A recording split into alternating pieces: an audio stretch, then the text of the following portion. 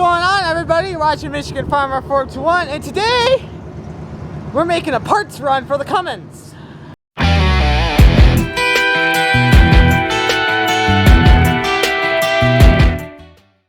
Dun dun dun dun. What am I looking for? Drive shaft 1, drive shaft 2, U-joints 1, 2, 3, 4. Wipe my hands off.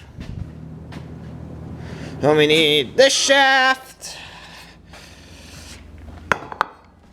these shafts, this, put in the box, and those. Alright, in the pickup truck bed now. Ta-da! Then I got the box up in here. On to CarQuest we go. Now, a lot of you have been probably wondering what has happened to the farm videos. Right now we're in the off season, so we're not milking right now. We dried all the cows off, and then they're gonna have their calves in a couple of weeks.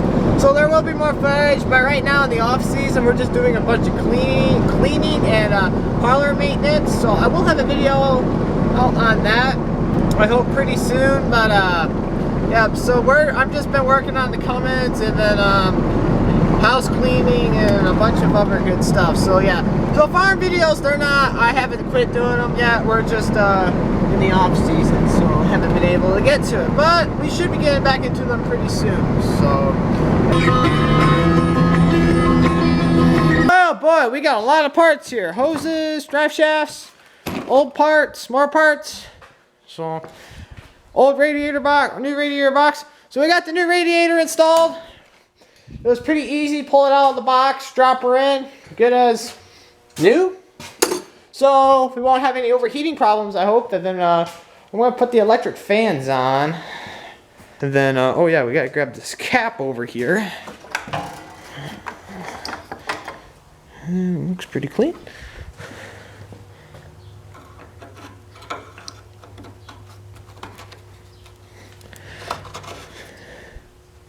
Ta-da!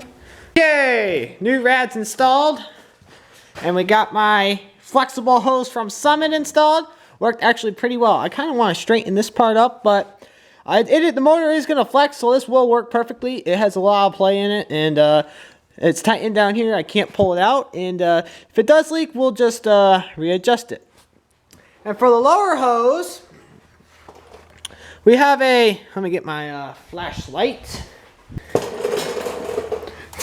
here. We have a 6.9 7.3 IDI hose with a connector there that goes to a GM gas, I think, hose that will come up and meet with the Dodge 5.9 hose for a 1989. So we're gonna have to do some trimming here, and we're gonna probably cut more of this because this fits snugger than my splicers.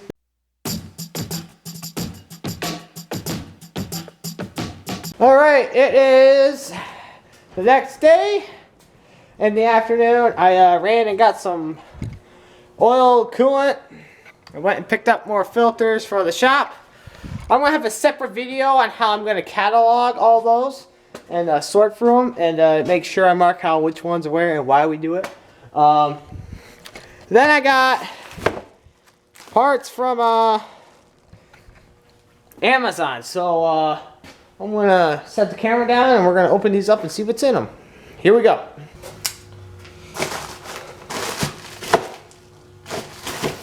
But these are going to be the logos. Oh yeah!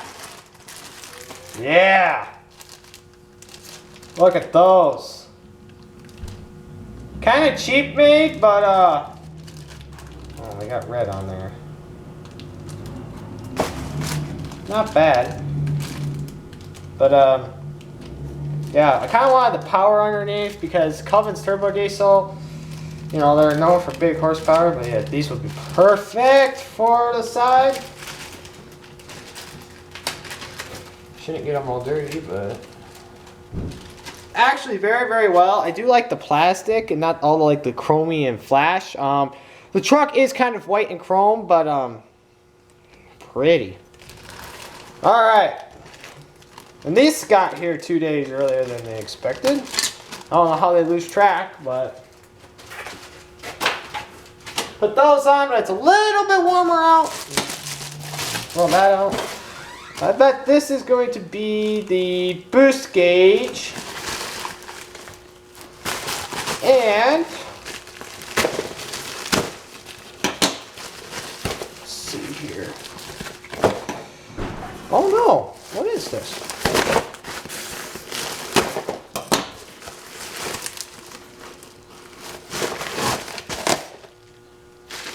This wasn't coming until next week. All right, so I guess we got our air boot.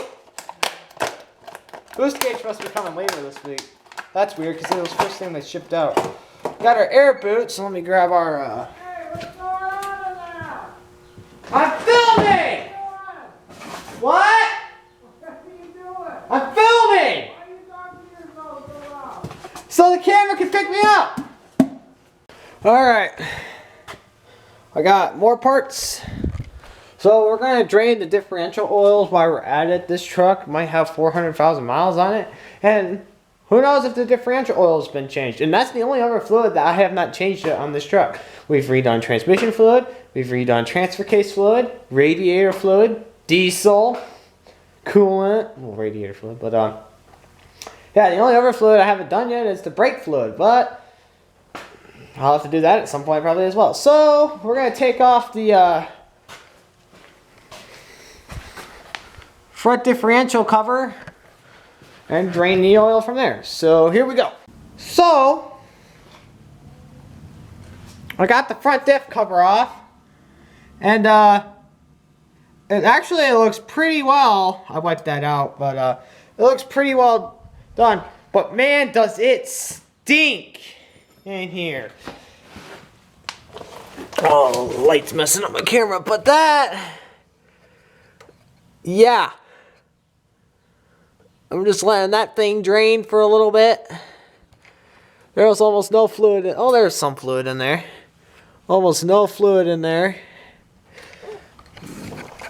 So it was changed before, back in, well, probably 08, because that's when the transmission was rebuilt. But, unbelievable.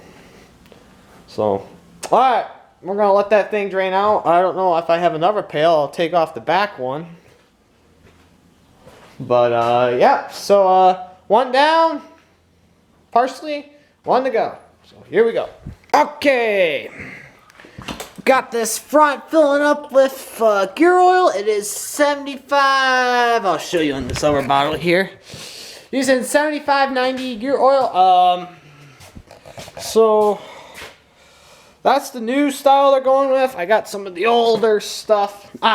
As in older stuff, they switched brands, and this is what, you know, you have to go through this other stuff to use this stuff. But I'm just getting the gear oil in, and then on the front one, and then we're gonna work our way to the back, and then I think we're gonna work on U-joints or radiator hoses. See whichever one comes first. So, all right, gotta get a fourth bottle in there. Here we go. All right, now we're gonna work on our air intake. As you can see here, this pipe has now been cut, and from a 45 into a 90 to clear the alternator housing. Now we are going to have to cut this up. We're going to have to trim, I think, this end. So I'm going to measure how much I need to trim off, and then we're going to, if I can find my tape measure, aha. We're going to find out how much we need to take off. That way we can clear the alternator. So I did get that air boot on, and now we just need to clear this alternator. So we're going to have to trim off something, and then the filter is going to be like over here in this area. So now I'm going to measure that, and then we're going to chop it off with the cut-off saw. So here we go. Alrighty, I have now marked where I am going to cut. We're going to cut this off, and then We're gonna test fit it to see if it fits, and then we're gonna paint it.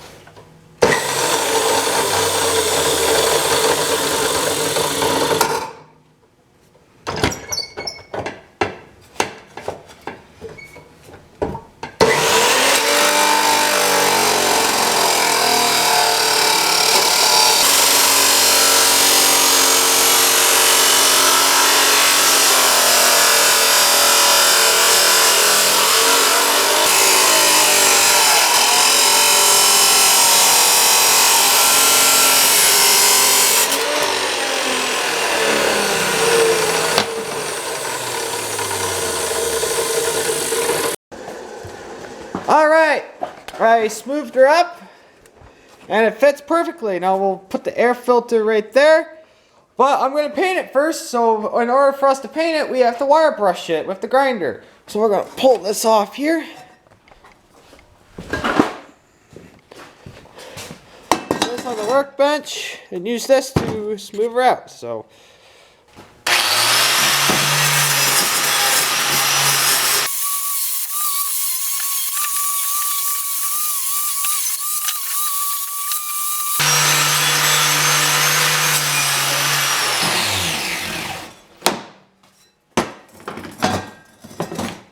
now I'm going to run a towel through it, shirt, to pull all the extra dirt out. So we'll run it through the other way. That way we don't get any metal fines in the turbo and then in the cylinders, because that would be bad. And there we go. She's nice and clean. Alright, painting. Got this thing, I drilled a little hole right here. The filter will be over this, so that won't be sucking in outside dirt. And then I just ran a bungee cord through it and then stuck it through a nail that's up there, as long as with many other nails. So I'm going to paint this up and then let her dry for a while. So here we go. Alright, last thing I'm going to do for this video is put the U-joints back in on this front drive shaft. And then I got to put these parts back on as well.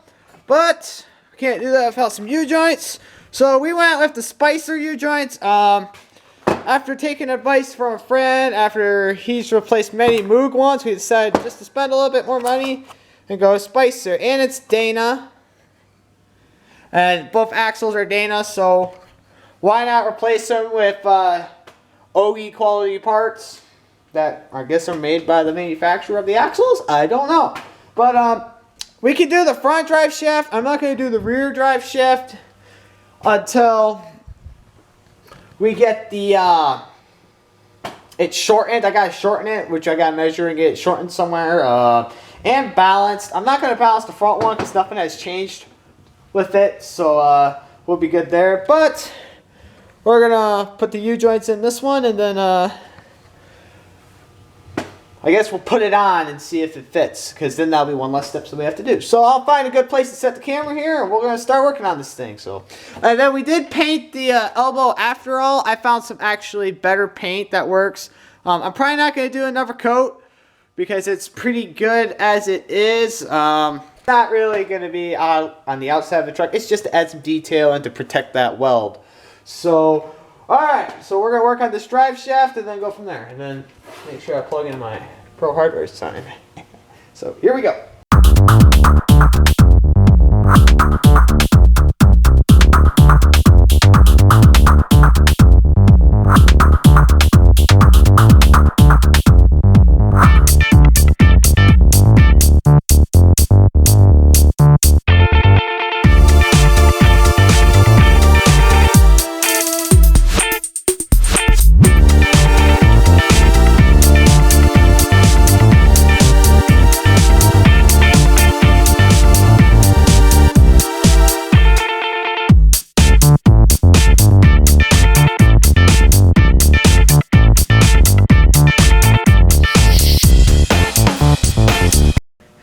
Alright, now I'm putting the Spicer 213s, 5-213s in the front for the transfer case side. I think, what side is this? Transfer case side. So, I'm going to just clean her up here, get all this grease out, because we're going to put some new grease in. Oh, I do have the spring for that. I did find that, so we ain't worried about that. Alright.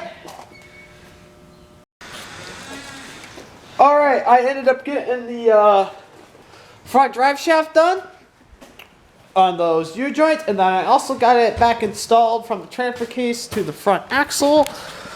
As you can see, there we go. Goes up and up in there. So now I can't rebuild the rear axle until I get the